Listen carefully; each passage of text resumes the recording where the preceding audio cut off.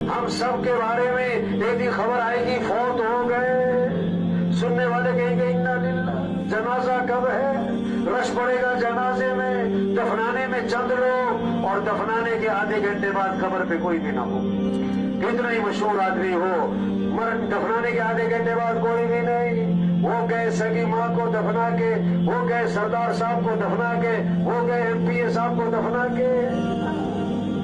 आज अपने पर मट्टी नहीं पड़ने देते, फिर मनो मट्टी तले दबा दिए जाते, और मट्टी डालने वाले कौन? अपने, और सवाब समझकर डालते। आज जमीन पर चल रहे, फिर जमीन में दफन हो जाएंगे। हाँ, 500 की जूती 5000 की, आगे सब नंगे पांव। 5000 का सूट, 50,000 का कफन, सबका एक है।